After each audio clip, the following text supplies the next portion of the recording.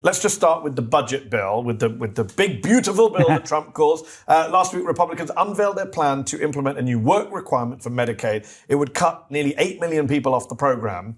Just how devastating is this move for ordinary Americans, including Trump voters who are on Medicaid?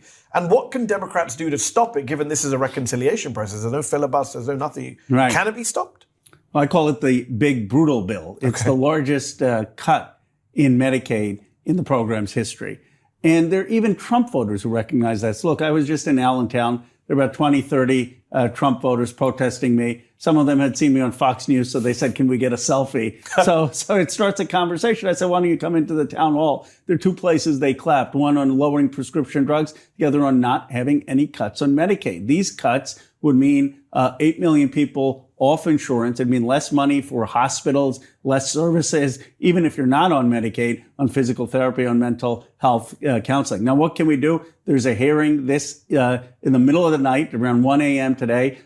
Some of us are going to speak there. I have a simple amendment that I'm going to introduce that no person, no child under 18 should lose their health care based on this bill. And we'll see if they vote for it or not. My guess is they don't. But if they vote for this bill, they're going to lose their seats in these red districts, which have such a large Medicaid population. So you are someone who has challenged Republicans on the economy, on tax cuts, but you've also taken pride in working with Republicans on issues you agree with them on. And there's always this debate about bipartisanship in the Democratic Party.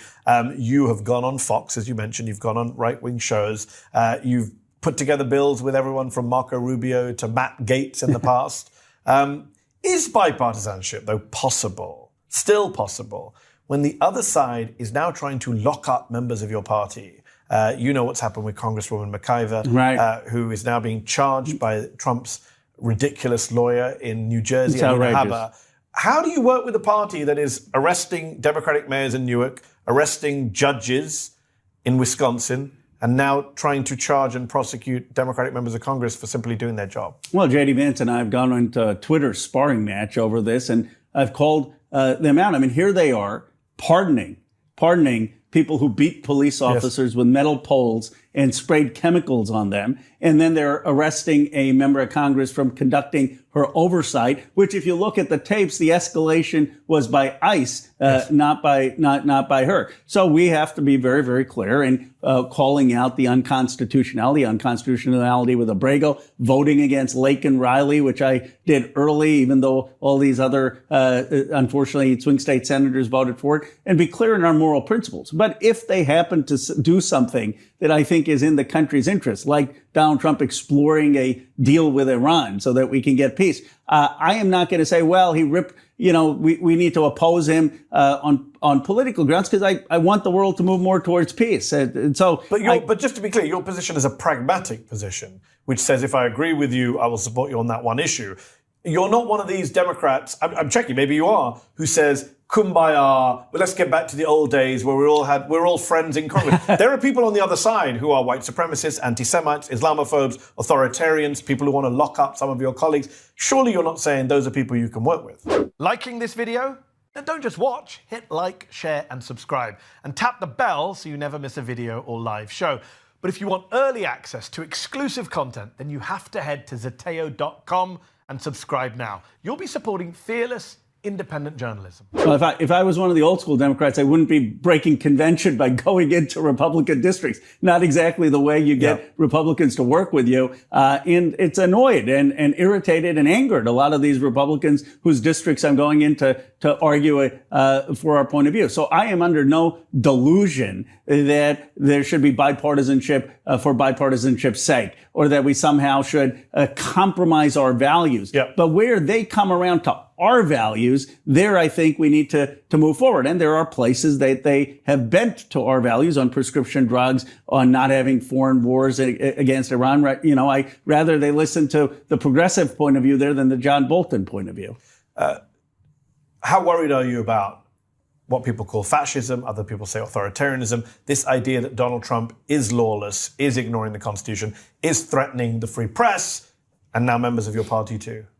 Well, it's no longer a debate. It's happening. Yes, I'm very worried. I mean, they've called universities the enemy.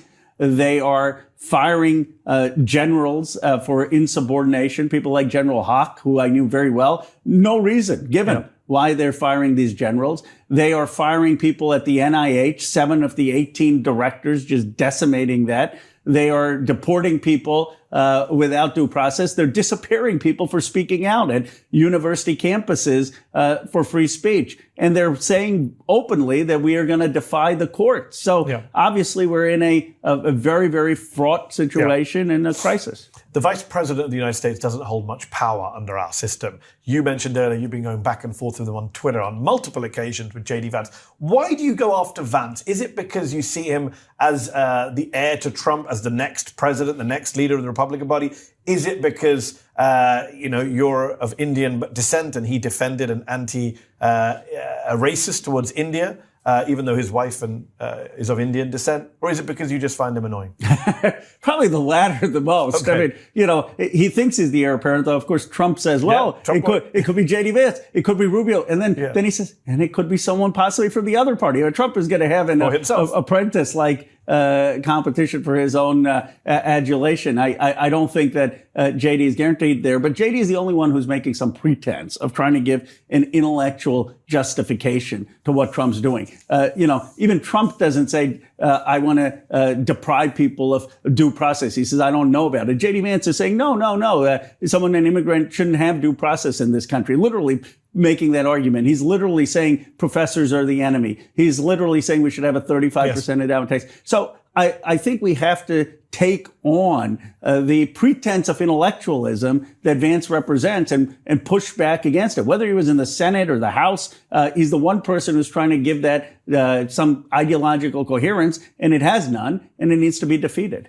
So I've referred to JD Vance as assistant to the regional manager because really Elon Musk is a much more powerful figure at Trump's side than Vance since the start of this administration. You came on the show back in October, and this is what you said. I said Musk is vying for a cabinet job under Trump.